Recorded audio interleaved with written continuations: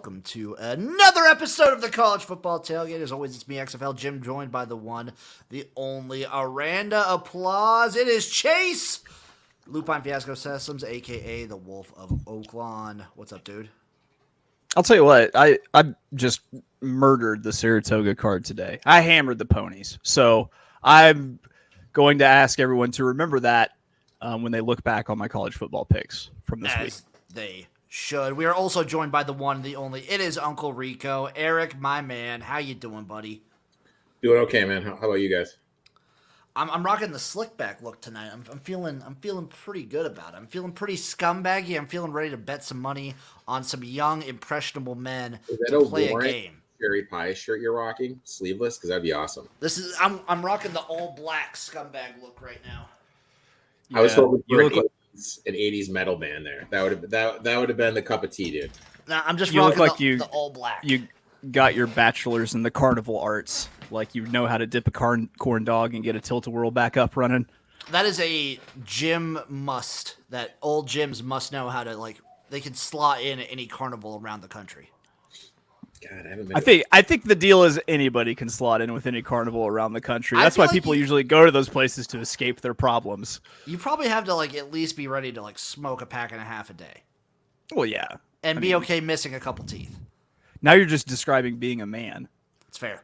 That's fair. We are on the Big 12 today, folks. This is our second Power 5 conference. There's a couple newcomers. There's a couple people who are leaving. But we got the Big 12 in front of us. We're going to give you all the win totals and all of the futures for these teams. And of course, we're going to give you our favorite bets. We're starting off with the Baylor Bears. Win total set at 7, minus 115 both ways. And they are plus 2,000 to win the Big 12. Returning 36, 7-5. Chapin looked good some games, some throws. You're like, what is he doing? I think his second year as a starter, we're going to see some growth there. Running back room loaded as they added Richardson, who was the lead running back at Oklahoma State, led them in rushing yards. Plus, they're getting Reese and Jones back. I think this is going to be one of the better units in the conference. Baldwin, Cameron, Presley are all back at wide receiver. Plus, they're getting a player back who missed most of last season with an injury. So pretty solid there. Tight end position, they added Roberts from North Texas. They also are getting Jackson back. They're going to run a lot of double tight end sets. I think the receiving group's going to be better than it was last year. Offensive line, this is the issue. When you're returning 4 starters, 2 honorable mentions. Oh, sorry, 2 were honorable mention All-Americans, and the other 2 were all-conference players. The unit will take a step backwards. From what I read, they are more athletic than last year's team. Maybe at the end of the season, we'll see them being pretty good. But when you lose that much talent, that's going to be a big blow. Defensive line, they're using their best player along with 2 more. Pressure is going to be on Boykins to have a solid season. Linebacker, losing Doyle, who is second-team all-conference player, but they're adding transfers from Utah State and Liberty to go along with Jones and Randolph.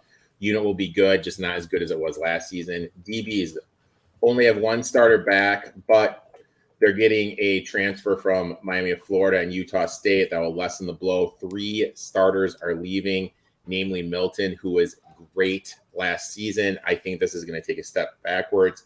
Special teams were disappointing last season, but Stone from Sparty is transferring in. I think they're going to be better than they were last season. Just overall, I mean, they're getting Texas at home, and they avoid Oklahoma. You know, when with that being said, we kind of have to consider that they could be a dark horse in this conference to win it. They definitely could be, and I'm a big Dave Aranda fan. And when I think Baylor, for I don't know, the last 6 years, I just think solid. I think usually don't make mistakes. I think upstanding, which is, if you think of Baylor the last 10 years, it's the opposite. They also they've had something going for them that is a word that's a bad word in the Big 12, which is defense. They've had a decent defense by Big 12 standards. And I mean, I'm not sure how much of it survived the transfer portal, but just the eye test from watching Baylor last year was they have freaky athletes in the skill positions. Yes, they do. Let's get into this schedule. Starting off, Texas State at home. Boom. Call me crazy. I think I'm gonna give them the dub. I'm gonna give them a dub there. Then they get Utah over to Waco. That's an interesting game. That's a very interesting game. I'm going to give them the dub on the Mountain team coming east. It's tough. I think in our Pac-12 preview, I'm pretty sure I gave it to Utah. I gave it to Utah. I give them a loss here. I don't think they have the quarterback to get that done yet. Plus, we have to remember with how good Utah's defensive line is. This team is missing 4 offensive linemen from last year, 2 of which were All-Americans, other 2 all-conference players, and you're going against that Utah defensive line. And it's kind of tough. It's That's tough. a tough thing. LIU after that win. Yeah. And then it's Texas at UCF and Texas Tech to start conference play. You know what? I'm high in Texas this year. I'm going to give them a loss the loss against Texas, win the other 2. I'm going to give them the win against Texas. I'm going to give Texas the win against Baylor. I'm going to have them winning the other 2, though. So I'm similar to Eric. I'm going to have them go 2-1 in the stretch off the bye week at Cincinnati, Iowa State, and Houston. I think that's 3-0. Obviously, it's really hard with what the news broke with Ohio State, like what's going on. So I don't know. Like if there's no quarterback there, I don't think Iowa State's going to win that game. Maybe if he's there by some miraculous thing, they have a chance. But I think Baylor breaks out the blue rooms. I think I've got them. I think I've got them 7-0 right now. And if that's the case, what does Iowa State do best? Ruin other people's and it's homecoming. So there we go. I'm going to take Iowa State to give them their first L late in October. I'm going to give them 3-0 in this matchup. And then the last 3 games, it's at K-State, at TCU, and then West Virginia at home.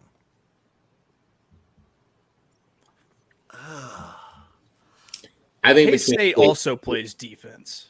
They do. I think they lose to K-State. I think they lose to K-State. And do they get the revenge for TCU?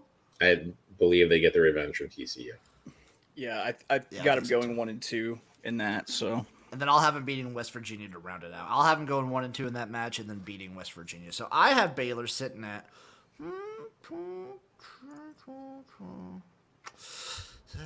I got them at 9 wins. Yep, me too. I've got them. Yeah, 9 as well. Which, I mean, sounds about right. Totals at 7 minus 115. It feels like a meat and potatoes thing. Meat and potatoes odds for something that we all feel certain will happen. So I'm going to go ahead and take that one as one of my futures.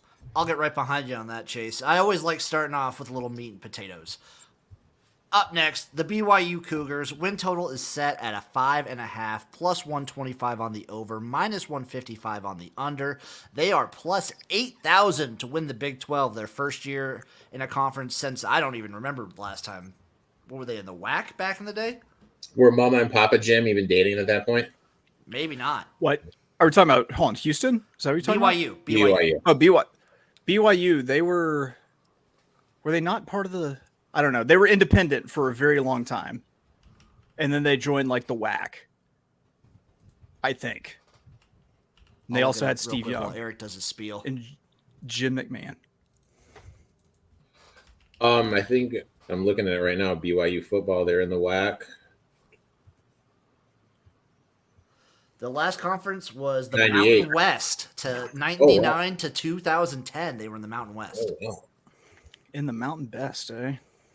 That's something I did not know. Returning 41, 8-7. Slovis will be your starting quarterback, formerly of West Virginia Flame.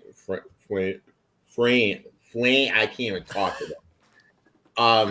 And let's be honest, that doesn't move the needle for me at all. I'm not a Slovis guy. Robbins from UNLV, who is third team all conference, ran for 1,000 yards, is going to be their RB1. Plus, they added Smith from Colorado. I think this unit's going to be a lot better than they were last season. Wide receivers, they're losing their top 2 from last season, but, as Jim can attest to, because he was high on BYU every week, Those guys were always hurt. They Mhm. never played. Hill, who had a good season, is back. Along with Hill, you're adding 2 impactful freshmen. I think this unit's going to be slightly improved from last year. Offensive line, losing 5 that saw playing time last season, adding transfers, but I have questions about this unit. Defensive line, 5 of their top 7 are back, adding 2 impactful fresh transfers from Boise State will be better than last season. Linebacker, unit couldn't stay healthy last year. They're adding transfers from Oregon and Utah State, plus getting 2 of their top 5 back. I think they're going to be better than last year's unit if they can stay healthy. DBs, losing 2, but this unit was bad last season. They're adding in some transfers. I think this will be improved, but let's face it, with how bad they were last year, that is not saying that much. Special teams, getting a new kicker, which is going to greatly improve this unit. I mean, look, if you just look at their schedule, It's not easy. I mean, at Arkansas, Kansas, TCU, and Texas. I mean, that's The good thing for them is they've got Arkansas in a major look-ahead spot. Because I want to say that's before the week before we go to LSU. Did you say we? Hell yeah, dude. Yeah. You were on the team, dude? Yeah. Did I miss that? Yeah. Yeah. Me and the mouse in my pocket and that big loot Jim. He's on my team. We Damn and people right. clapping at sports books. Those are my 2 pet peeves. What, people saying we and then clapping at sports? I do. I'll say I do both all the time. Eric, how we've managed to stay cordial for this long is surprising. I know, dude. It's like we're polar opposites, dude. Let's get into this BYU schedule. Sam Houston, Southern Utah off the bat. I think we're both on the train of 2 wins. Correct. At Arkansas, tough. Interesting, but I've been tough. giving him this win in every single projection that I do. So I'm going to give him the win and make him 3-0 after that game. They just have questions on their offensive line. And I think Jefferson's going to be able to throw on this back 4. So I'll take Arkansas. I'm also going to take Arkansas here. And then at Kansas in the back-to-back spot is also I think tough. they're going to lose that game. I'm going to give them the win at Kansas. I think between Arkansas and Kansas, they go 1-1. Like I'm at 2-2 overall. And then Cincinnati at home after the Kansas game. I think that's a I'm good going to right. give that spot. to BYU. Yeah, Yeah. I think that's a That's really BYU good. win as well. Then it's bye week time. Off the bye week, they head to TCU. And that's a loss. It's I'm tough. going to give him the win. I'm going to give him the win. So they got TCU and Texas Tech back to back. I'm going to have them going 1-1 in that stretch. I'll be honest. I think they lose all 3 games after the bye. So you have them losing TCU, Texas Tech, and Texas at Texas. Correct. Mm-hmm. I'm going to have them winning 1 out of that 3. Which one you think? Probably Texas Tech. Mm-hmm. I just feel like playing in the Mormon town is just it's a different beast than what the Big 12 is. Too much for those Red Raiders. It's just different than all the rest of the Big 12. It's a different vibe. It's higher elevation. It's Mormon and weird. Exactly. I think is the best way you can describe it. It's weird. The last 4 games, it's at West Virginia, Iowa State, Oklahoma, and at Oklahoma State. To me, this is 2-2 right all over it. 2-2, maybe at best 3-1, but 2-2 probably. And I'm not going to give them West Virginia because maybe this is just ingrained in my head that going to West Virginia is similar, where it's just so different than the rest of the Big 12. It's so far away. It's just different and weird Yeah. up in those weird Right. mountains. I got them at 5 and 7. Now it's the entire conference. I've got them at 8-4. Actually, I really like BYU. I think that they come back healthy. Also, last year, like they played everybody everywhere. Like they were in Vegas playing against. Like I don't think they didn't. I think it's probably easier for them being in a conference this year. I agree with that. I have them sitting at 7-5. I'm also on the over here. Eric, I couldn't quit him. I couldn't quit BYU. I'm still high on this team. I love this BYU team. Yeah, I'll never stop. The year that they won the Pac-12 South without being in the Pac-12 pretty much sealed it for me. Was that I'm also going to take Was that 2 this years ago? plus Was that last 125 over 5.5 for them too, because I think they blow that away. year? Oh, definitely. At plus 125? Yeah, give it to me Yeah. all day. Up next, Cincinnati Bearcats sitting at a nice 5.5 as well. Minus 190 on the under, plus 155 on the over. They are plus 5,000 to win the conference. Returning 33, 3-6. They're adding Jones from Florida, who will be the starter. Hey, you know what? I think that's an uptick from what they had last season. Running backs returning 3 of their top 4, but they don't have a dog in the room. They don't have that alpha. They don't have that lead running back in the room. Wide receivers. Guess how many scholarship players they have in the wide receiver room? 5. I was going to get 8. 1. Ooh. Woo! Ooh, ew. They're Gross. losing 8. Enough said. Offensive line. Guess how many career starts these guys have? 7. 31. Bangte, 20. Ooh. Going to be the worst unit by far in the conference. Plus, they're facing a uptick in quality of defenses from the American. Defensive line will be the strength of the defense, but in terms of the conference, not one of the better ones. Linebacker rooms are losing pace, which is a big loss, plus 2 others. This unit will take a step backwards. DBs are returning 1 starter, but adding Taylor from Arizona State and Young from Florida won't come close to matching last year's production. Hunter is the only one returning in the special teams. He's pretty good. He can flip the field. Kicker, question marks. Return game, question marks. I mean, I think this unit's going to struggle. Overall, big uptick in competition in the conference and enormous downgrade in coaching. I mean, this downgrade in coaching is significant, to say the least. It's insane. Like I get it. You know, you're going to the Big 12. You're in the conference. You're going to make some more cheddar, but I mean, they're going to fucking struggle, dude. They might be the worst team. If it wasn't for the Iowa State quarterback situation, they might be the worst team in the conference this year. Exactly. I mean, look, you get it. They didn't know. They get it, you know, and props to Finkel. You know, Luke put this program in a great position, left for greener pastures. So I get it, but they're going to be over their heads this year. They were already going through a rebuild after rising to that top level of a G5, and now they're just entering into a way tougher conference. It's not going to be pretty. Let's get into the schedule before Chase says something, or after Chase says something. I was going to say, you know, my favorite Cincinnati coaching story is it's apparently whenever Tommy Tuberville was at Texas Tech, he was on a recruiting dinner with a couple of kids. And he got the call, and he just left. Like, he just left the dinner, left the kids there. Like, I don't think he paid for anything. Yeah. That sounds like a real Tuberville move. Sounds like that's a proud Arkansan right there. God damn it. Let's get to this schedule. They start the season with Eastern Kentucky at Pitt and Miami of Ohio. 1 and 2. I'm going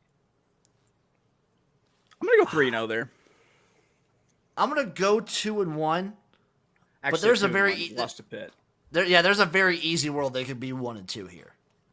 Yeah, and then it's Oklahoma and at BYU before the bye week. That's 0-2 for me. Double I L. agree 100%.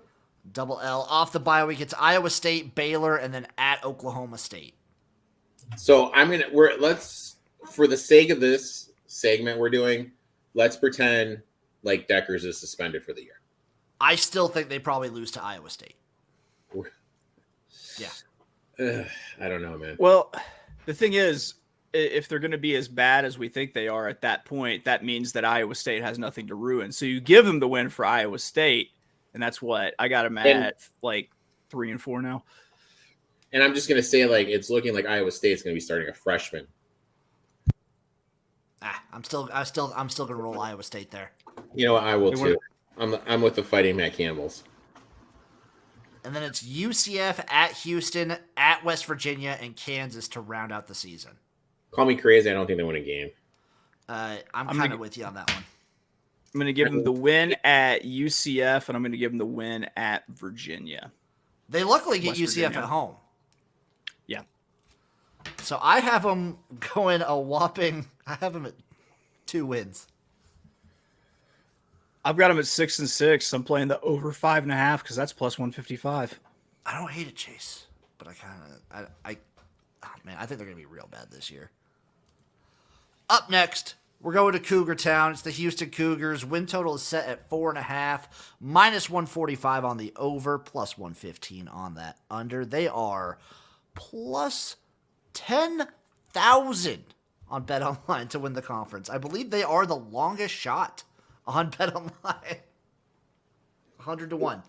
Returning 31, 5-7, 5 offensive, 7 defensive starters. Look, I'll be the first to admit, I'm a Clay and Tune guy. I was pro Clay and Tune. Oh, yeah, you were. He's gone. Smith from Texas Tech's coming in. Look, I mean, you can argue. I think those guys are on the same level, so I think this is going to be a similar production at the quarterback position. Top 2 are back in the running back room, plus they're adding Mathis from West Virginia. A solid unit. Wide receiver, they're losing their top 2. One of them, Tank Dell, is huge. Also, who's the chain mover? Who's the guy that's going to move the first down? No real alpha. Offensive line, they're getting 5 back, plus they're adding 2 transfers. Good depth. So I think, like, the angle we need to have for this is in that first game, like, to start the season. Prop-wise, we need to kind of look at running back overs with them, because I think they're going to lean on that running game with the questions in the wide receiver room. Defensive line, they're losing 6. Have 1 impactful transfer coming in from Oklahoma, but they're losing 6 with only 1 really good impactful transfer coming in. I mean, math-wise, that really doesn't add up. Linebackers, losing 2 of them. One was their top tackler last season, plus Emery is moving to cornerback. Lots of depth, but look, no real stud, no real alpha. DB is losing a ton. And the talent walking in isn't as good as the talent walking out. I think this unit's going to struggle. Special teams, losing Dell hurts the return game, but, both kicker and punter are back, so that's going to be solid. Getting that Dell explosive play that they would get, that's not there anymore, which is going to hurt. Uptick in schedule overall, you know what? Uptick in the quality of schedule. Not as experienced as last year. Especially on the defense. I think the defense is going to struggle. I think they're going to struggle to make the bowl game. I think betting Mathis's overs to start the season is the way to go here. Dana's back. Dana's back, everybody. Did you see that? Big hat? No, I did not. I did review for Houston on the college experience with Colby, and whenever I was doing research for this, guys, what's the last year that Houston won a game against a Power 5 foe? Sorry, not counting a bowl game, a regular season Power 5 matchup. When's the last time Houston won? Ooh. Was it? I can tell you if you'd rather not. Was it 2019? I believe it was 2014, and it was a win at Arizona. They haven't beaten a power. They're moving to a Power 5 conference, and they haven't beaten a Power 5 team in 9 years. Not counting Auburn in the Birmingham. There it is. Woo! There it is. Look at that sly son of a bitch. It's the face of a winner. God damn it. Listen, 2014 though? Are you fucking serious? That's the stat that I found. 2014, a win against Arizona at Arizona, which would have been Rich Rod, I think. That's gross. I think it would have been, yeah. That's gross. That's just really gross. Let's get into this schedule. So they start with UTSA, my beloved Roadrunners, at home. Oof. I think UTSA is live there. I mean, look, they have a 25-year-old seventh year in college quarterback coming in here against a defense that has some questions, no real playmakers on the outside. And UTSA is still going to look at this as big brother, little brother situation. Maybe even more so now. Yeah, so I really think that UTSA is live here. I'm looking on one, line is them getting 2.5 to them getting 1. So money's starting to trickle down. So for those listening to this, I think betting USTA sooner rather than later is the play here. I already have bet them, and I will be picking them to win this game straight up because call me a biased person. I love UTSA to death. Give me meat. Roadrunners win this game. Houston starts off the season with an L.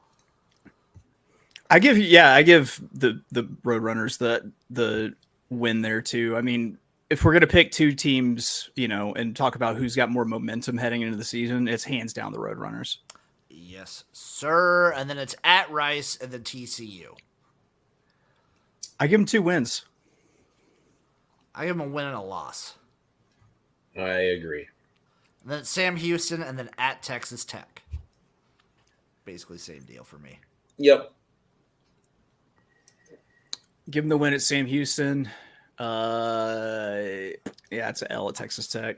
Yeah, it's an L in Lubbock for them. Then it's the bye week. Out of the bye week, it's West Virginia and Texas, both at home. They're lucky they get West Virginia at home. Yes. So lucky. That the Dana revenge game energy would be huge. Palpable. So I believe I give them the win there and then the win following. Yeah, definitely give them the win against Texas. I do not share Uncle Rico's enthusiasm. I'm going to give them a 1-1 in this match here. I'm going to have them probably beating West Virginia, losing to Texas. And then it's at K-State, at Baylor, back-to-back. 2 losses for me. That's 2 losses for me as well. Same. Finishing the season, they get Cincinnati and Oklahoma State both at home and finish off at UCF. 2-1. I think they beat Cincinnati. Yeah, I got to go 2-1 there. Potentially, yeah, I'm going to have them beating UCF as well. Yeah. It depends. It really depends. If they're vying for a bowl spot, I might get them there. I got them at 4. 4. So it really depends if they beat UTSA or if they get another one along the way. If that's playing for a bowl game, I could see them beating UCF. Otherwise, I got them sitting at like 4 or 5 wins. I think I've got them a little bit above, but it's not a total that I want to touch. It's minus 145 to go over the 4.5. They've got some cupcake non-con, games in terms of like Sam Houston. It's stinky. I'm out. Yeah. Up next on the list was Iowa State, but that's kind of been thrown into flux with the whole quarterback situation. So the win total for Iowa State, actually, I don't know if you found any, Chase, but for me, they've been taken off the board everywhere. It was 5.5. It was 5.5. It was 5.5 before. Yeah. So I hadn't even heard anything about this yet. What happened? The quarterback got caught like betting on games, and he had an account in his own name. That's why you have a dopey friend that you make the coach give a scholarship to also, so he comes with you and takes care of you. I just watched the Michael Vick documentary. His boy Quanus, he was that guy, except the whole dogfighting thing. Yeah, you gotta have the fall guy. Okay, Chris Carter. Returning 41, 9-6. So look, it looks like JJ Cole, who is a highly regarded freshman, is going to be the starter. Nice. If that stands for Jalen, I'm fucking in. So I don't know. A lot of question marks at the quarterback position with the news that broke. Running back, 3 of their top 4 are back, and they're adding Harris from Stanford. This unit is going to be improved from last year. Wide receiver, they're losing Hutch, which is a huge blow. They're adding a couple of transfers. They had 2 freshmen look good in the spring game, but look, you can't replace Hutchinson. That dude was a stud. That's going to be a big blow. For offensive line, strength of the team, they're going to really lean on this run game, especially if Cole's going to be the starter. They have 4 starters back, and they have 2 guys that I think are going to play in the NFL. So this is going to be a sneaky good offensive line. They're going to lean on the run game a lot. Defensive line, look, they lost McDonald to the draft, which hurts their ability to create pressure. They're going to need a couple of these young players to take a step forward and replace them to be able to get to the quarterback.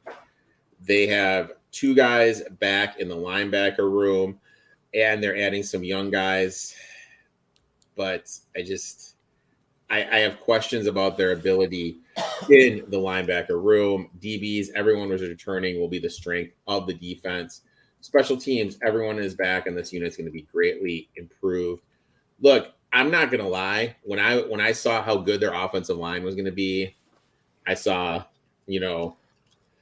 Deckers coming back. I was kind of in on the over 5.5 because I was like, this is going to be a team that Campbell has in a bowl game at the end of the season. But now with the question marks at quarterback, I'm not doing anything. Just by his frame, Feeling Erik, outish. he's everything you love in a quarterback, I feel. He's a big boy. Yeah. 6'7", 250. JJ? So who's Yeah. if they're going to be pounding the rock? Who's getting all the carries? Did you say? Did I miss it? Who's going to be getting the rock? Yeah. Let me look. It looks like it's going to be Norton. I liked him better when he was a Morton. Okay. You like Norton better when he was a Morton? Yeah. They poured salt on me, man. Morton's. So yeah, their win total was 5.5. Don't know what it will be now, but the total, the conference future stayed the same. They are still 40-1 to win the conference. The schedule is thus: Northern Iowa, then at Ohio. So real quick before we get in this, do you guys find it weird Matt Campbell's never left to go to greener pastures? Yes and no. Like, there's something maybe like. Honestly, being at some of those schools has got to be some of the most stressful, annoying things on the planet. But he's had NFL jobs. He flat out told the Lions no. Like he's had NFL teams. Maybe he likes Ames. So I don't know. I know there's a way out of every single contract, but it seems like they've had him just locked up ever since he won a game. Oh, he brings him to a bowl like every other year or something like that. He's there for life. Like, the pressure is just non-existent in Ames. Here's a hot take. So they're going to be running the ball a lot. I don't feel like Big 12 defenses are built to stuff the run. So maybe this is a blessing in disguise that old, parlay quarterback isn't in. And, maybe they just pound the rock, control the clock, and just name this thing. Football coach Matt Campbell reportedly can walk away from the Cyclones without paying a penny if the program raises its academic standards. I like it. Keeping him dumb so he can have lower admission? I like it. I really like it, in fact. He didn't bring him here to play school.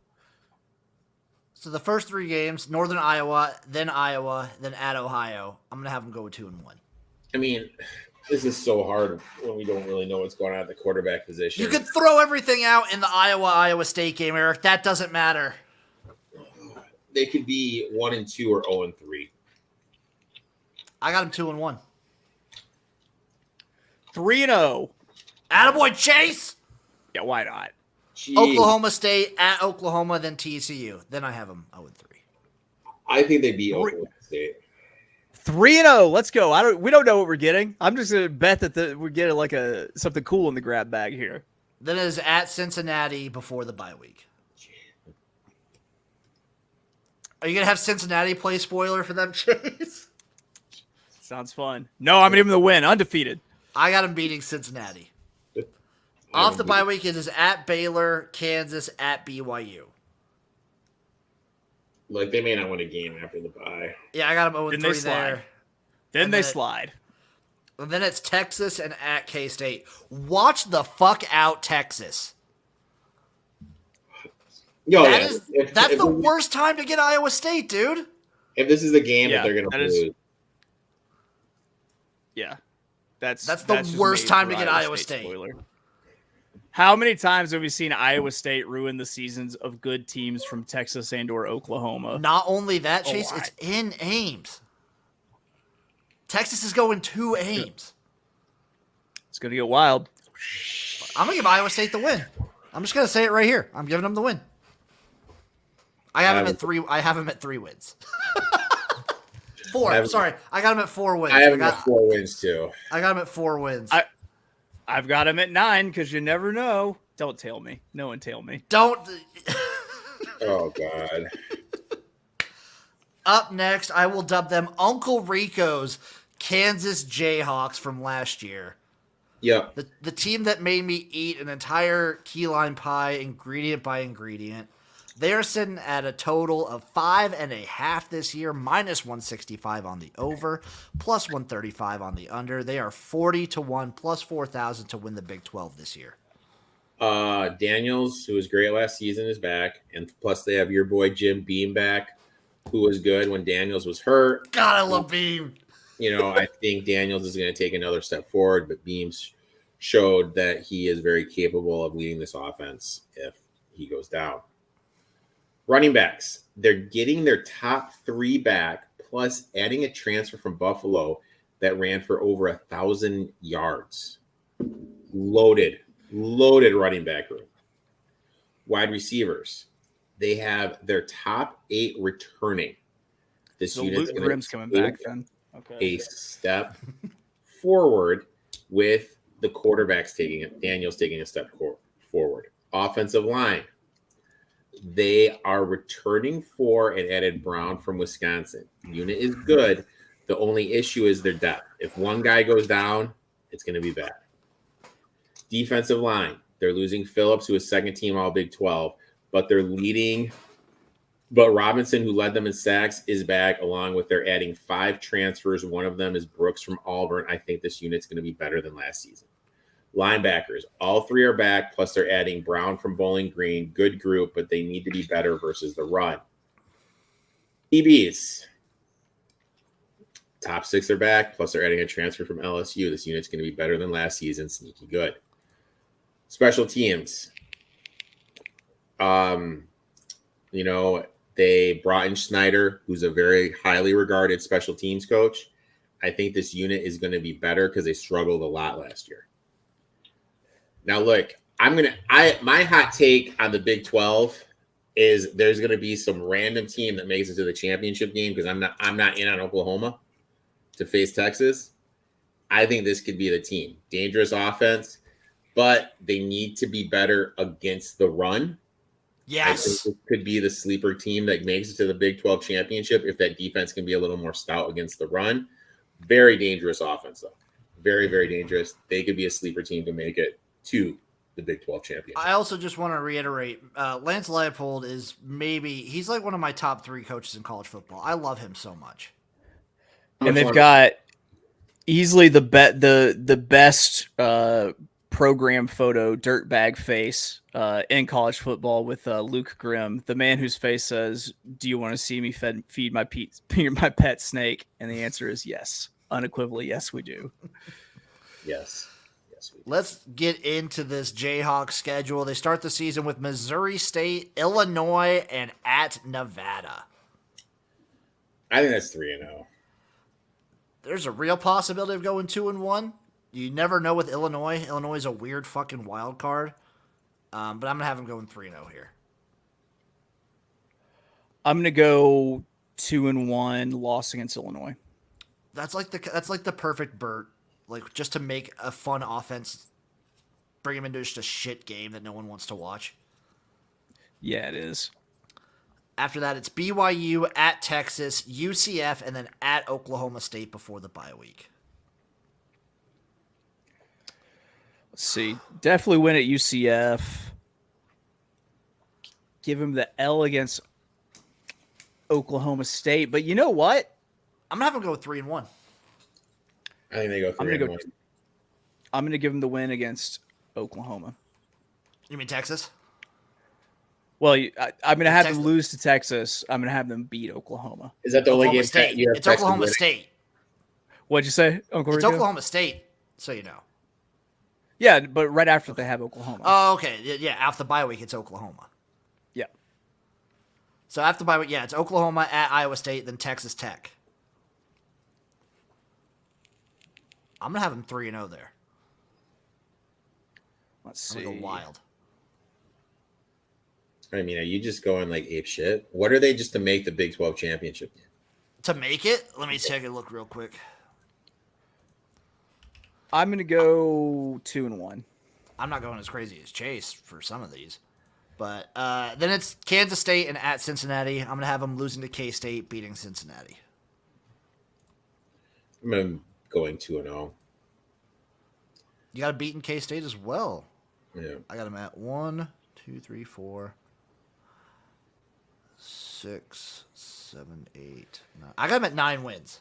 That seems nuts, but I got them at 9 wins. I kind of feel, though, that if at the end of the year, if this team wins 9 or 10 games, we're not surprised. But if this team struggles to win 6, we're not surprised either.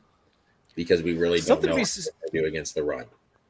Something to be said for keeping your quarterback and all of your wide receivers together, too. That feels like two positions that get a lot of turnover. 14-1 to make the championship, Eric. I may have to dabble in that. 14-1 just to make the championship. I may have to dabble in that. I don't hate it. I really don't hate it. Up next, K-State, the Wildcats, baby. The win total is set at 8. Minus 130 on the under. Even money, plus 100 on the over. They are plus 700, 7-1 to win the Big 12 to repeat. Returning 44, 8-5. Howard, who replaced Martinez after he went down, led the Wildcats to the Big 12 championship, is back. Should take a step forward after last year's success. He was better than Martinez, I think. Deuce Vaughn is gone. I think that's a big blow. They're adding Ward from Florida State. Giddens, who was their number 2 rusher, is back as well. Plus, they're adding a highly touted freshman in Jackson. Unit will be good, but when you lose a player like Vaughn, that's pretty big. Wide receivers, losing 3, but they have one of the best tight ends in the nation. Plus, Brooks is returning as well. They also added Johnson from Iowa. Group is worse, though, compared to last season. A little worried about the receiver room. Questions at the skill position, but the O-line is returning all 5. In my rankings, this is the second best unit in the conference. Defensive line, they're losing 2 starters, 2 key rotational pieces, and 2 backups. But they added Banks from Mississippi State, a highly touted JUCO transfer, and Duke is moving back to his defensive end position. Linebackers, they're returning all 3, but as I just stated, Duke is moving up to the front part of the defense.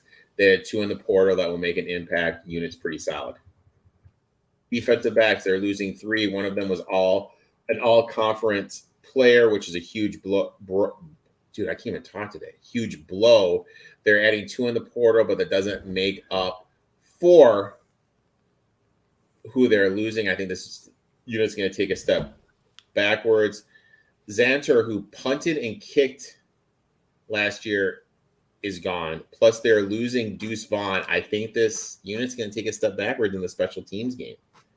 I think lose a Deuce is going to be big. Offensive line is solid. They're due for turnover progression. Tough schedule. I don't know. I think losing Deuce Vaughn is going to be pretty big for them. I think it's going to be big. I still think they'll be good. I always whenever I think K-State, I also just think solid, consistent. I kind of just pegged them as round 8 feels right. This number feels right to me off the top of my head just when I first saw it announced. The schedule is tough, but I also think being able to keep Will Howard and the offensive line is going to be massive. And having Will Howard as the full starter is going to be huge. Yeah. So let's get into the schedule before the bye week. Them losing Deuce Vaughn makes me worry more like Uncle Rico, because the fact that they are K-State, and while they have had a couple good up years, they're not at the point where they quite reload yet, and they're going to be doing the money ball thing, trying to replace them in the aggregate. They probably are. K-State usually gets these guys, and they keep them you see their freshman year they have flashes, and then sophomore and junior year they just ball out of control, and then it takes them a couple years to replace them. So schedule-wise, before the bye week, they get Southeast Missouri, Troy at Missouri, and then UCF at home. Troy had a big blow. One of their key defensive players, it was tweeted out, he's suspended indefinitely. So I think K-State is perfect going into the bye. I think they're also 4-0. Yeah, I'll agree. Off the bye week, it's at Oklahoma State, at Texas Tech, and then TCU back to back to back. It's tough.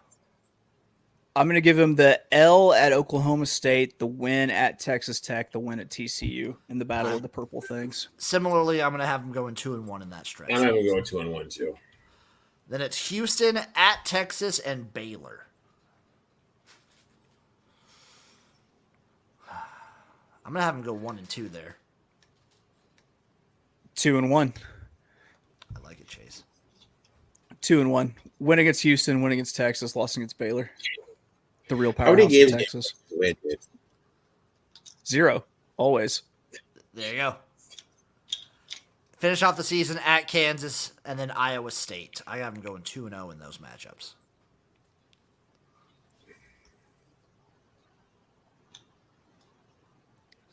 I'm going to go 0-2. I got them at 9 wins. I think I'm at 7. Got him at a lot. Whatever it is, I'm gonna take the over. I'm gonna bet the over at even money. I think they're just. I'm gonna bet on K-State to have 9 wins, have a 9-win season. Maybe like flirt partway through the season, like, oh, they could win the Big 12, but they're probably not gonna. I need better than even money on an 8-win total with no hook there. I'll ride that train. I will ride that train. Up next, the Oklahoma Sooners. Win total is set at 9.5, minus 120 on the over, minus 110 on the under, plus 390 to win the conference. This schedule's easy, boys. Returning 42, 7-6. Offense looked bad when Gabriel was out last season. They added some depth where if he does get hurt this season to address that. They're losing grade to the NFL, but Barnes, who's coming off a good freshman season, Major and freshman Smothers are all going to get playing time. I think they're going to be good. I just don't know who's going to be the alpha at the end of the season, who's going to be the lead dog. We talk about chain movers all the time. They're losing Mims, and he had twice as many yards as their number 2 guy last season. Twice as many yards as their number 2 guy last season. Yikes. Offensive line. They're losing 4, one of which was an all-conference left tackle, Harris. Another is second-team all-conference Murray. They're adding transfers from the football powerhouses of App State, Miami of Ohio, and Stanford. This unit's not going to be as good as last season's unit. Defensive line, they're losing 2, but the transfers coming in, I think this unit is going to be pretty solid. They're losing 2, but Strutzman's back, and they're adding All-American near from Division II powerhouse Ferris State, adding a transfer from Indiana. Unit has the potential to be better than last season. DBs, this is a huge worry point because everyone thinks Big 12, what they think about throwing the rock. Losing 5 of their top 7. Pretty big blow. Special teams, losing Mims is going to hurt the return game. They will need to replace their honorable mention All-American punter. I think this unit is taking a step backwards. Overall, my notes are schedule is doable, but they're losing Mims. Gray, back 4 is a worry point to me. I don't like the offensive line, and I don't trust their coach. You're not a Venables guy. Nope. He might just be a coordinator. There's nothing wrong with being a coordinator. He seems like just a born to be a defensive coordinator kind of guy that probably when he's in control just ruffles everybody's feathers because he makes them run fucking suicides constantly. I can very easily see this. The schedule, however, is cake on top of cake. Let's get into it. Arkansas State, SMU, and at Tulsa to start the season. Okay, I'm gonna say this, and you guys are gonna think I'm a fucking nut. Excuse my language. SMU is gonna be able to throw Live. the ball on Oklahoma. SMU's live, right? SMU's really good this year. Is going to be able to throw the ball on Oklahoma. So I'm not saying Oklahoma is going to lose to SMU, but I think SMU is going to be able to cover that number. I have them perfect going into the Red River. Yeah. I also have them perfect going into Red River. Somewhere around there. Yeah. And then it's Oklahoma, Texas. They're going to lose to Texas. I'm giving them the win against Texas. Go figure. Also, because they're going to be the underdog in the Red River shootout. Man, I don't know if I trust Brent.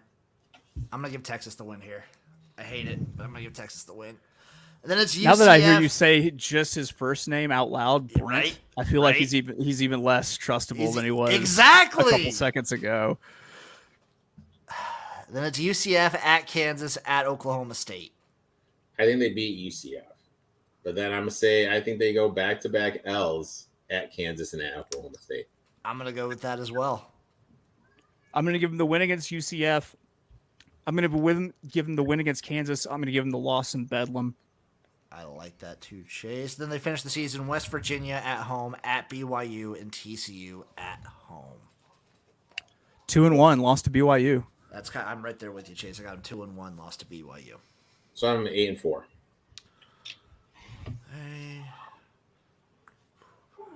I'm also 8-4.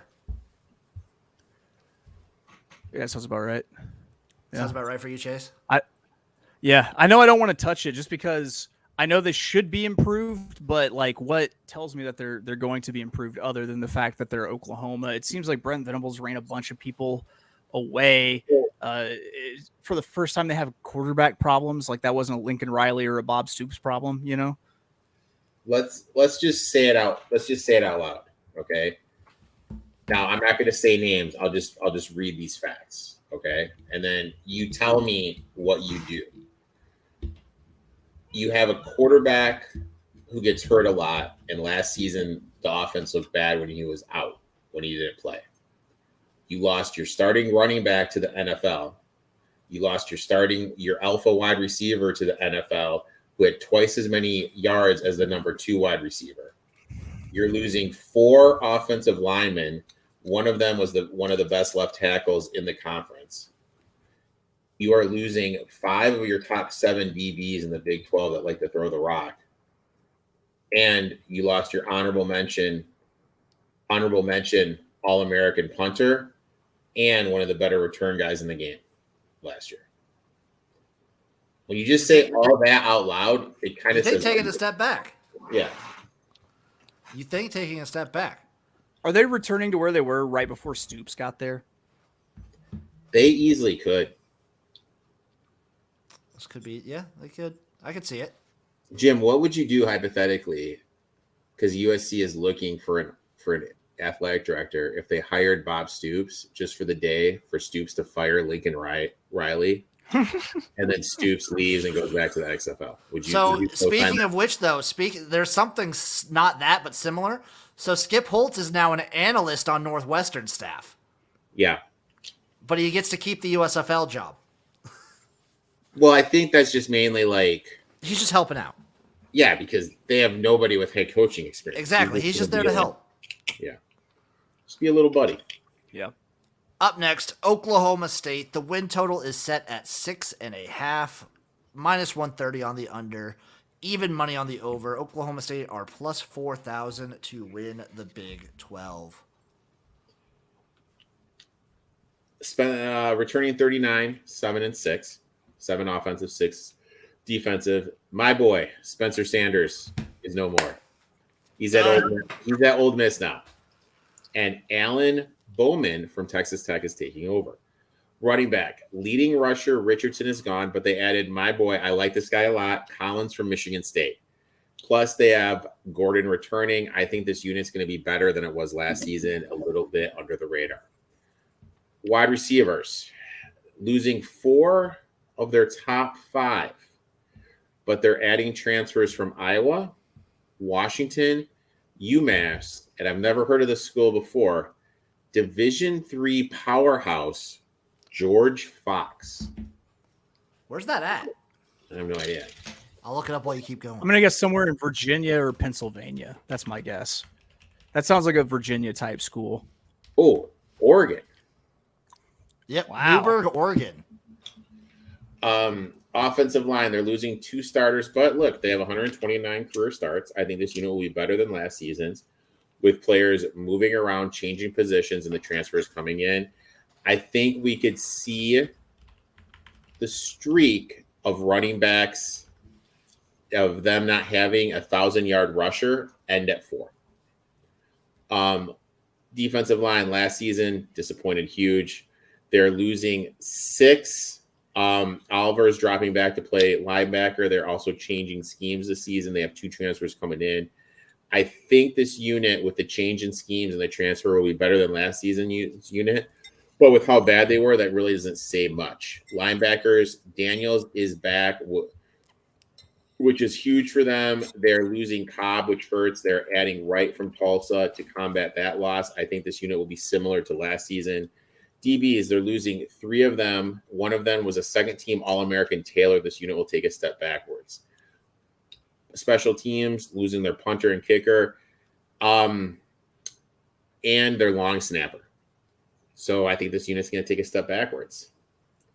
So, look, I'm a Gundy guy. I like him. I think he's a good coach.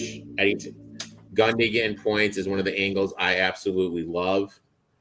They're avoiding Texas. They're avoiding Baylor. They're getting Oklahoma and K-State at home. This could be a team that kind of messes around.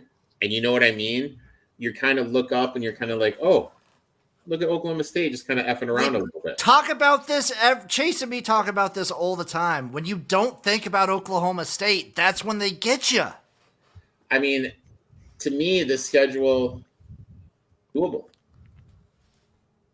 But I am a little worried about the wide receiver room. Who's going to be the guy that moves the chains?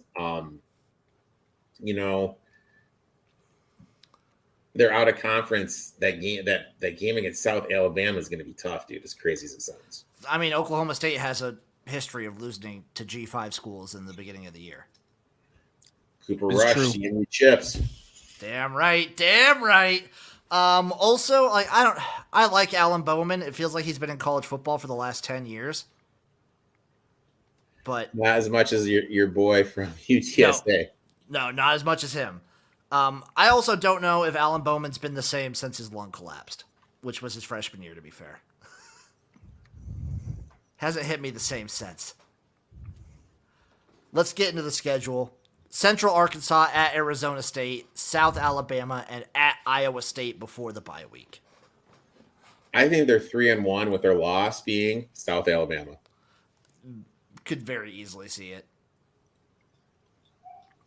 I'm going to say 4-0. 4-0 to start. Ooh. I think they'll handle South Alabama, though they struggle. I'm going to say 4-0 as well, but I think they barely scrape by South Alabama. Barely. Because they barely beat Central Michigan last year? And Central Michigan wasn't... That was a couple years ago. No, it was last year they barely beat them. They beat them last year, but barely. They beat them week 1, 58-44. Oh, remember it was like a but CM, that was... They took their foot off the cover. They did. They did. Started effing around. I mean... They didn't have the killer instinct. I remember you super pissed off at that game. Yeah. Off the bye week, I'm going to give them 4-0. Off the bye week, it's Kansas State, Kansas at West Virginia. You know what? Best case scenario, 2-1. Worst case scenario, 1-2. I'm going to say 2-1 also. Then it's Cincinnati, Oklahoma at UCF. 3-0. See, yeah. I think they beat Oklahoma. So with that being said, I think they're going to lose to UCF. I could see it. That's a possibility.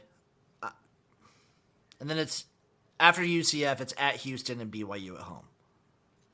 I think that's 2-0 right there. I think that's 2-0 as well. I could There's a shot that they could lose to UCF, after that Oklahoma win. I got Oklahoma with Oklahoma State. I got them with 1 loss, guys. I got them 8-4. I got them 11. Somewhere right there. I can't believe it's minus 120 for them over 9.5, but I guess I can if I like them to win that many games. It's a pass. Chase. But Chase. I like it is even money at over 6.5. Is what I saw. Oh, So I like that. Oh, I was looking at Oklahoma. Yeah, it's even money at over 6.5. I still Can I find a plus money? I still want better than that. If Like, you I'm can gonna find a shop around 7.5, for price. I bet you can find plus money. Probably. But I will take the over 6.5, and I'm gonna we'll preview. I might sprinkle a little bit on them to make or win the Big 12 this year. This is the year that you're not thinking of Oklahoma State. They come up and get you. Up next, boys. TCU, the Horned Frogs. Win total is set at 7.5, minus 145 on the over, plus 115 on the under. They are plus 1,100 to win the conference. Returning 60, 3 offensive, 7 defensive starters. Mad Max is gone. I think that Chandler Morris, who was the starter at the beginning of last season, will replace him. Mad Max had a special year, and it's really unrealistic that Morris is going to be able to match that. Running backs, they're losing Miller and his backup, who had 150 yards rushing versus Michigan in the semifinal game. They're adding Sanders from Bama, who have the pressure to replace Miller. They have 3 backups as well coming back. I like Miller. I just kind of feel losing him is a big blow. A lot of pressure is going to be on Sanders here to produce. Wide receivers, they're losing their top 3, one of them being Johnston. I know they're adding transfers from Bama, LSU, Oklahoma State, and UCF, but I don't think that will make up for what they had in Johnston. Offensive line, they're losing 3. One of them was a second-team All-American, and one of them was a first-team All-Conference. I know TCU is getting Brockmeyer from Bama, which is huge, but you have 2 talents walking on the door and 1 talent walking in. Look, I didn't major in math, but those numbers don't equate to being even. Defensive line, they only have 1 starter returning. I feel losing Horton is a big blow. They have transfers and freshmen. They'll make an impact, but I don't see this unit being as good as last year's. Linebackers returning everyone but Winters, who is first team all conference. Even with the loss of him, I just that's a big blow, dude. You know what I mean? Like, we're just seeing this at every position. They're losing a key dude. DBs adding Helm from Florida, 2 highly touted JUCO transfers, getting 3 starters back. Would seem that this unit would be in great shape, but they lost first team All-American Tomlinson, who was the Thorpe Award winner last season. That is a huge blow in my eyes. Kel made some big kicks from last season. Their punter is returning as well. They're losing Davis, who is returning. I think this unit's just going to be as good. I like Dykes. I do. I like Sonny Dykes alike. Love them. But that run they had last year was some magical voodoo shit, dude. It was Team of Destiny shit.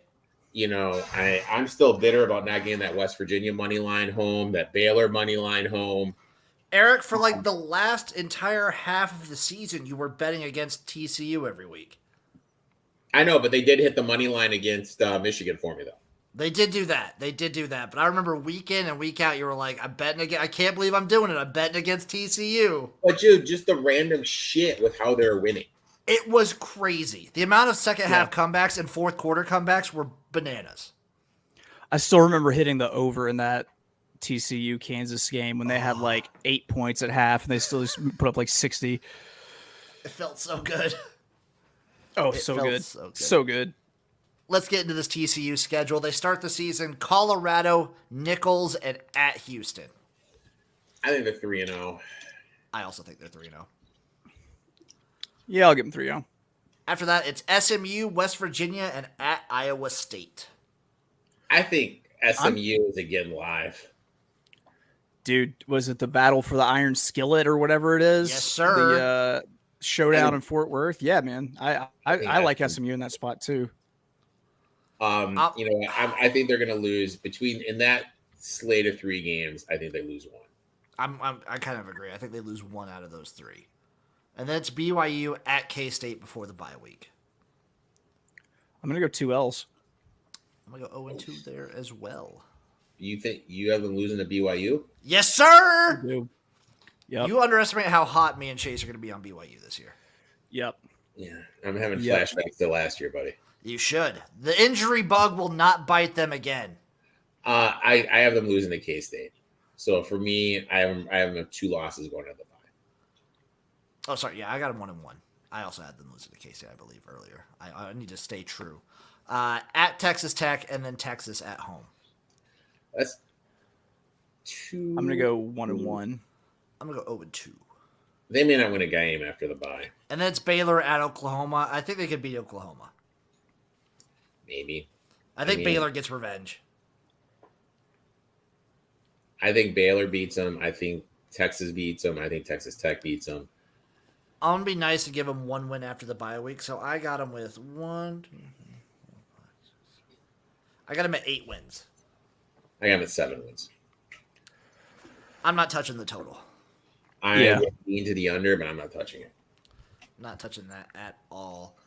Okay, Eric, it's your time to shine. It is the Texas Longhorns. The win total is set at 9.5, minus 145 on the over, plus 115 on the under.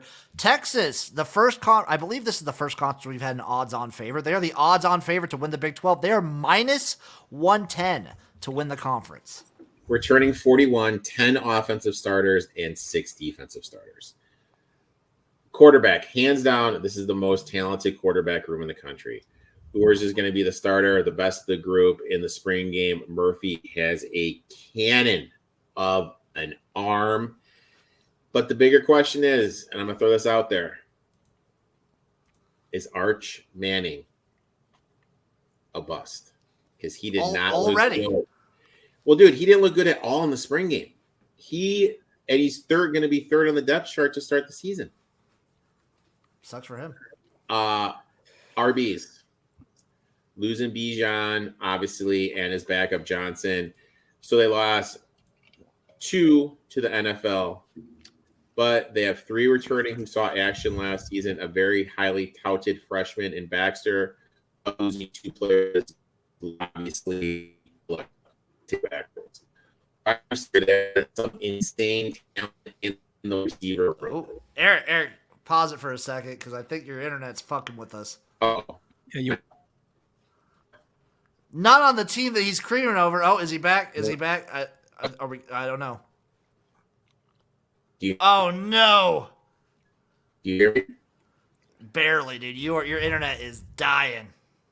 Yeah, man. My internet is dying. Oh, there we go. I'm dying right now. Is that what you said? I think you're good. You're good. There's a delay on the camera feed, but I think you're okay audio wise. You're a little bit like Skyped my grandma granulated, but like it's starting to clear up the picture. There he is. Nice and clear. I'm good. Yeah, you're good now. He's back, folks. He's back. Round of applause. He's back. I'm at 571, 573 megabytes? Is that good? That should be good. Yeah, So, I don't know what any of that means, to be honest. Neither do I. All right, what was the last thing you heard? Yeah, it got a little choppy, like right when I think you were talking about. All right, Bijan Robinson is gone. He's the only starter. Okay. They have 3 returning players who saw action at the running back room. Obviously, Roscoe Johnson is gone as well. So they're losing their top 2, highly touted freshman and Baxter coming back, but losing 2 players to the league. Obviously, this unit's going to take a step backwards. Wide receivers, insane talent in the wide receiver room. Top 3 are back, along with their tight end, who set a record at Texas last year for catches. Plus, they're getting Neer back from his torn ACL, which happened in August. Plus, they're adding Mitchell from Georgia.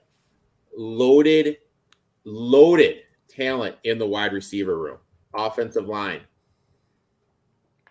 They're losing 3, but they're all backups.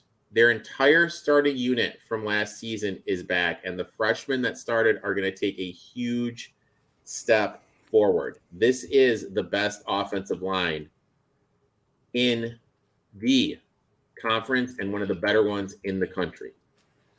Defensive line, they're losing 3, but they're adding Carter from Minnesota, and Finkley, the freshman, will be starting day 1. So even though they're losing 3, I think this unit is going to match last season's production. Linebackers, they're losing 2, one of them being an all-conference player, but Ford is back, and they have another freshman in Hill that's going to be starting from day 1.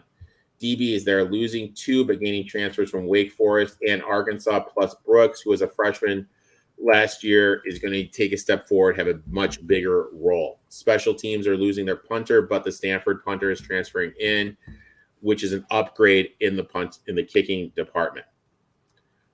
Overall, I think this team is a legitimate national title contender with the offensive line they have. This offensive line is going to give Urs a chance to shine. When you look at the talent in the wide receiver room, I think he's going to be slinging the ball all over the field. I think Bama's taken a huge step backwards. I think that they are live to beat Bama week 2. I locked in Urs at 12-1 to win the Heisman and Texas at 25-1 to win it all. Here's my argument against everything that you just said, which is we've already seen this movie. Texas has all the talent in the world. They've got this returning. They've got, this, and then what are they never do anything with it. So I'm not sure if the talent is that good or if it's hyped up because it's going to Texas. The whole getting offered by Alabama get you extra recruiting stars sort of thing. I actually don't think they have very much of a recruiting base in Texas anymore. I think they've lost a lot of it to Texas A&M. I think Houston takes a little bit of bite of it. LSU takes a little bit of bite out of it. Plus, Austin's a bougie ass city that's expensive to live in. Unless you're making all sorts of NIL dollars, I wouldn't want to go to Austin. Finn. I'm just gonna add a little cherry. I don't trust Steve Sarkisian. Yeah, not unless he's drinking and taking pills. That's the only time I trust him. I don't trust him. Even I'm with Uncle Rico that I think Texas has all the talent in the world. They have a lot of key pieces. I do not trust Steve Sarkisian to lead this team to any sort of good future. If you think about it, he hasn't been the same since he stopped drinking and taking pills. It's fair. Let's get into the schedule. Rice at Alabama, Wyoming at Baylor, and Kansas. I have him perfect going to Red River. I've got I'm going to go win Rice, loss Alabama. I'm going to go loss Wyoming. I'm going to go loss Baylor. Look at Eric's face. I saw Eric's face pop up. And I'm going to go win Kansas. I got him one loss. I'm going to have him losing to Alabama. And then it's them versus Oklahoma in the Red River Shootout. I got them winning that one.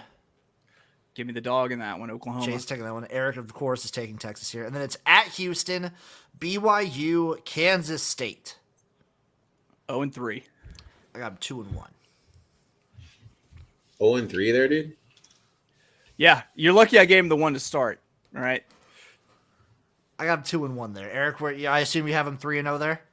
Yeah. And then it's at TCU, at Iowa State, Texas Tech. 2-1. I got Texas with at most 3 losses, so I got them at 9-3, probably 10-2. To me, easy 1-11. If they get past Alabama, which I think they will, I think the next game they're going to lose. The next game that I'd be worried about is November 18th at Iowa State. As you should be. But, okay, hypothetically, let's just play hypothetical here.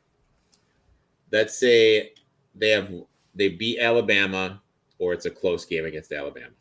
Okay, either way. Let's say they lose to Alabama, but it's close. They run the table. Are they in the college football playoffs?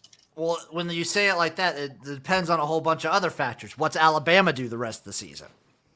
I think Alabama, you know who their quarterback is in Reese. I'm not a Reese guy. I think Alabama's going to really legitimately. Does Alabama make the SEC championship game? No. Then I don't think. Then maybe Texas does. Who does the Big 12? Does the Big 10 champion go undefeated? Yeah, Penn State is probably going to go undefeated. I like that. Georgia probably also going undefeated. No, Georgia's got some major quarterback issues. Okay. Does the SEC champion go undefeated? Yes, LSU will probably go undefeated. Okay, so Penn State undefeated, LSU undefeated. Does the ACC champion go undefeated? No, I think Florida State will probably lose a game. Then it's probably between Florida State, Texas, and I would assume a one-loss Pac-12 champion. I bet Texas gets in over any of those people. Now, flip side, let's say they're perfect. November 18th, they lose in a fluky play to Iowa State. Win the Big 12, are they in? Ooh. No. Late. Nope. See, it sucks. It's stupid, but yeah, like season late losses matter way more, and it's against a team like Iowa State. No. And two things here. What I don't think they're going to get a call all season because it's their last season in the Big 12. It's just a good fuck you on their way out. Yep. Two, Fuck them. yeah, I think that really is what it comes down to. Just fuck them. I'm kind of with fuck you, 'em. Chase. Just the hate. Well, I mean, how much? I mean, I hate them to death. I hate Texas more than any other program in the entire fucking country. But you can only skate by on a close loss to Alabama for so long. Mm. Like it all depends. Like the fact that it happens early in the year, we won't know what Alabama fully is at that point. My thing is this: is I look at it. I'm a huge offensive line guy. I think offensive line is one of the most underrated positions in all the game. To me, this is one of the better ones in the unit. In the country, you have a quarterback that can sling the ball. You have playmakers on defense. And there's not another team in this conference when I look back and I'm like, oh, shit, they're pretty good. Is their offense at their offensive line at its prime as good as a rebuilding year Bama offensive line? A rebuilding your Bama. Yeah, a reload year. Say they've lost a few people. It's not their best offensive line, but it's still a Bama offensive line. I think it's better than a rebuilding Bama offensive line. Okay. Then if you feel that way, I mean, sure, go for it. I mean, I'm not gonna. Up next, folks, is the Texas Tech Red Raiders. Win total is set at 7.5. They are plus 105 for the over, minus 135 for the under. They are plus 1,000, 10-1 to win the conference. Returning 46, 11 offensive and 6 defensive starters. Tyler Slow, who was the starter to start the season, is back along with sophomore Morton.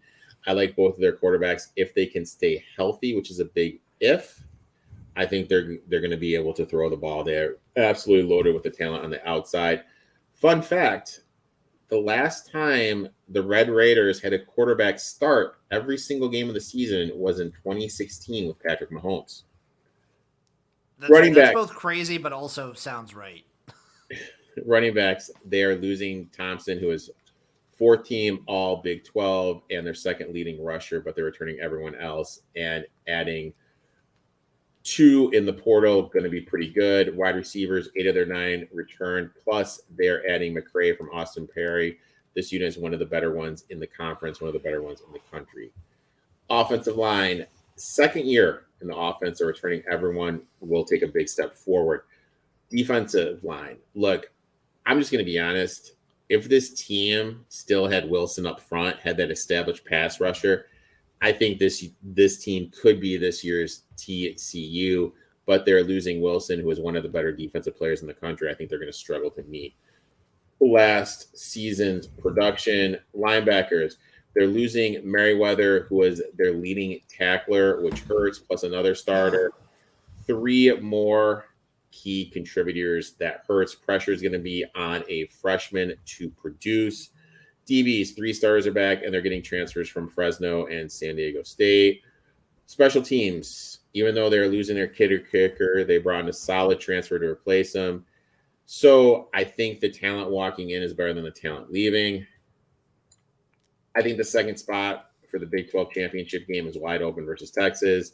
With a talent on the offense, this could be them.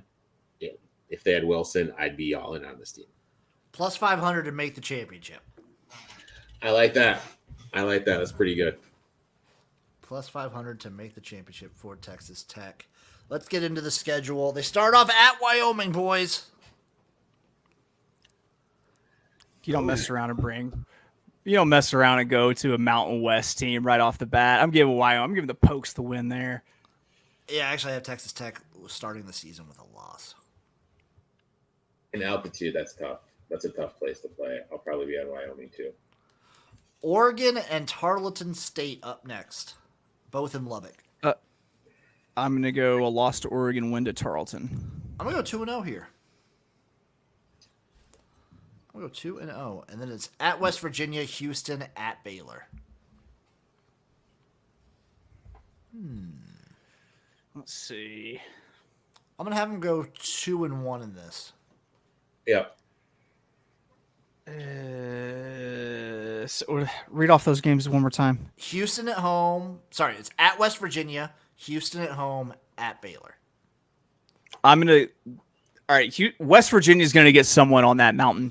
So I'm going to give West Virginia the win there, and then I'm going to give the win against Houston loss to Baylor. In my 2-1, I had them losing to West Virginia in my head. And then it's K-State at home and at BYU. 1-1. That works. Off the bye week, TCU at home at Kansas.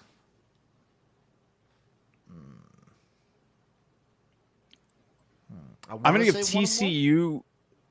No, you know what? No, I'm going to give. That's another one of these going to be like weird, emotionally charged. Who loved Mike Leach more games? And since it's at home, I'm going to give Texas Tech the nod over TCU there, and then follow it up with an L. Yeah, I got them losing to Kansas, and then it's UCF at home and at Texas. I'm 1-1.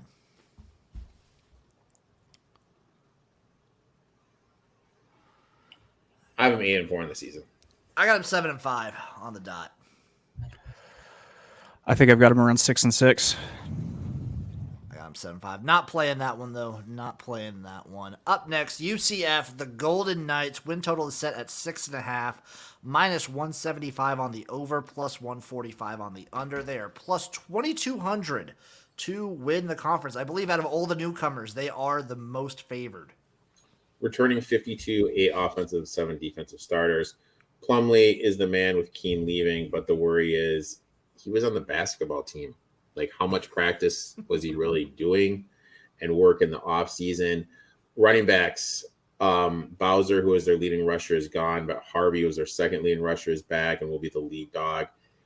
They have McDonald transferring in from Florida and Richardson to add depth. I mean, I don't know. I think this unit isn't going to be as good as last year's. Wide receiver, only losing one. Any transfers from Kentucky and Florida will be improved from last season.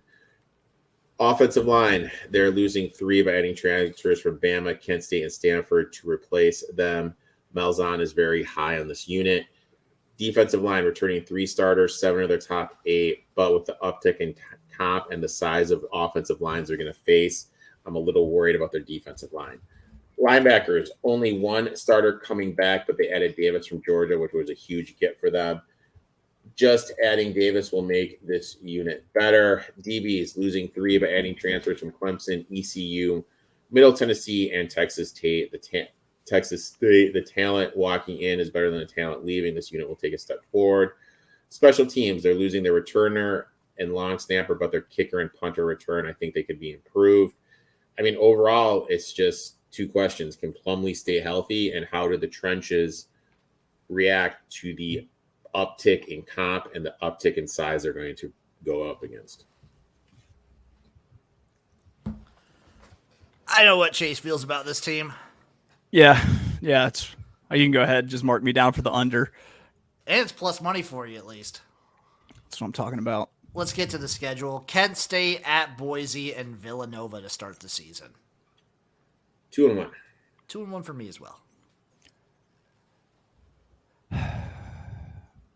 2-1. Oh, generous. At K-State, Baylor, at Kansas. 0-3. Yep. I agree with that. Off the bye week, it's at Oklahoma, West Virginia, and at Cincinnati. 1 and 2. I think it's 2 and 1. 0 and 3. I got a 1 and 2. And then it's Oklahoma State at Texas Tech and Houston at home. Again, 1 and 2. 0 and whatever. I got them at 5 wins. I gave him the 1 early or 2 early, so 2 and 10. I'm growing as a human being. You are growing as a human being, Chase. Yeah, look at that. What I you saying, haven't Erik? picked Arkansas to go 12 and 0. Other teams are getting wins, except for Kentucky. Fuck. What'd you say, Erik? I got him at 5. I got them at 5 too. I'm going to bet the under at plus 145.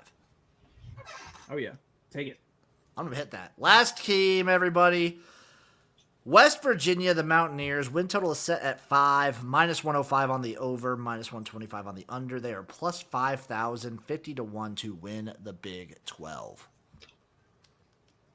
Returning 39, 6 and 7 starters. Daniels is gone. He's not there anymore to be the quarterback, and there is no replacement has been named. That's hilarious. So that is not a good sign. Running back, 3 other top 4 are back with the questions at the quarterback and the wide receiver position. I expect them to lean on the running game immensely. Wide receivers, they're losing their top 4 unit, was going to be taking a huge step backwards. Offensive line, they have 5 starters back, one of the better units in the league. Again, another point making you think they're going to lean on the running game. Defensive line, they are losing their top 2 guys, but adding 3 in the portal. Another example of the talent walking in is better than the talent walking out. Will take a big step forward. Linebackers, losing 2, but I think this unit will take a step forward this season with the experience in the room. DBs, losing 3, have some impactful transfers walking in the door, will make a step forward this season. Special teams, they're adding Hayes from Georgia State, will improve the kicking game, and everyone else returns. Overall, look, I think Brown is on the hot seat. I don't think he's going to make it out of the year. I don't see them getting to a bowl game. I'm surprised he made it last year. Yeah. To be honest, I'm surprised he stuck around. Which, man, I still remember his time at Troy. I was like really high on the Neil Brown hire when he got hired by West Virginia. Yeah. How time flies. Let's get to the I mean, that's schedule. a tough program, though, man. That's a real It is, especially in the Big 12. It's tough. I mean, that's just. I mean, like if you can routinely get it to like, you routinely at 6-7 wins, and every like 4 years you're like battling to try to get in the conference championship game. That's the goal, but it's a tough job. It's tough. It's very tough. So let's get to the schedule. At Penn State, Duquesne, and then Pitt. 1 and 2. 2 and 1. 1 and 2. I think getting Pitt in the mountains, they're going to beat Pitt. Right. I I didn't think about it. I know what I will give them 2 and 1 based off the fact that people have to play in that godforsaken place. Yes, they do. Texas Tech at TCU, 0 and 2. Yep. Off the bye week. At Houston, Oklahoma State, at UCF. I'm going to go 0 and 3. I'm also going to go 0 and 3 here. Yep. Maybe a win against Oklahoma State in the mountains. Maybe. And then it's BYU at Oklahoma, Cincinnati, and at Baylor. I have them with 3 wins on the year. I'm going to get one more win in that stretch, maybe 2. I got them at 1, 2, 3. Yeah, I got them at 3. 5 wins tops. 5 wins tops. Yeah, I think I was somewhere in the 2 and 3 range. 5 wins absolutely tops. Not going to be a good season for West Virginia this year. Okay, boys. That's the Big 12. What's everyone betting on win total wise? I've got 1, 2, 3. I got 5. Oof. Let's see. Hit a couple of the unders earlier. I can go first real quick, Chase, while you're looking for yours. My win totals. Go for it. I'm taking Baylor over 7 wins, minus 115. Just meat and potatoes. I'm taking BYU over 5.5 at plus 125. I'm taking K-State over 8 at 100, even money. I'm going to take Oklahoma State over 6.5 at even money. And I'm going to take UCF under 6.5 at plus 145. I'm on the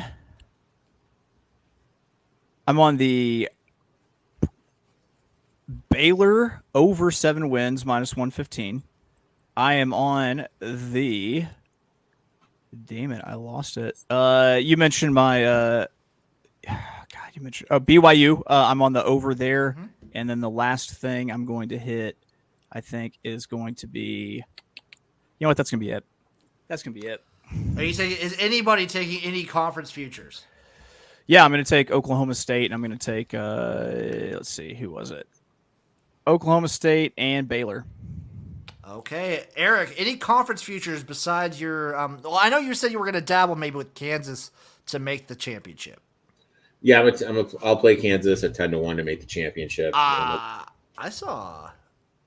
Eric, I see 14 to 1. 14. All right, I'll take them at 14-1 to make the championship, and then I'm also going to take Kansas to win. Not Kansas, excuse me. Texas to win it all, and Ewers to win the Heisman.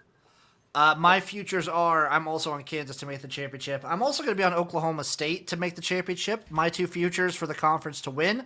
I'm taking Oklahoma State at 40 to 1. I'm going to go out on a limb here. This is me just putting every egg in my basket. I'm going to go BYU 80 to 1. Long shot. Give me a long shot in one of these conferences. I'm taking BYU at 80 to 1 to win the Big 12. I like it. I think that they've geographically where they're situated versus everything. It's like West Virginia. It's like West Virginia, but no one's drunk, you know? Exactly. All right, boys. Chase, shout out your shit before we get out of here. You can always find me being abrasive on X, I guess. Well, that sounds like I'm just on. We're not calling it that. Yeah. Fuck it. You always find me being abrasive on Twitter, at of Oaklawn. Check out my horse racing pod at notorious_OTB. And know that I'm around. I'm with this big galoot. I'm occasionally with this slightly smaller galoot below me. Eric, what do you got going on? Podcast coming out on Friday, and then my stream with the NFC East on Tuesday. Nice. Y'all know where to find me at XFL Gym everywhere. Big stream this Saturday. It's the Indoor Football League Championship game in Las Vegas. So I will be streaming a little watch along for the IFL Championship. And then, I don't know, maybe Friday, obviously the Picks Porch with this guy over here, but maybe Friday, there might be a little sumo stream on Friday. There might be a little cheeky sumo watch along Friday evening after the Picks Porch. Ooh. This enthuses me. So you guys know where to tune in. I love you guys, and we'll see you next week for another episode of the College Football Tailgate.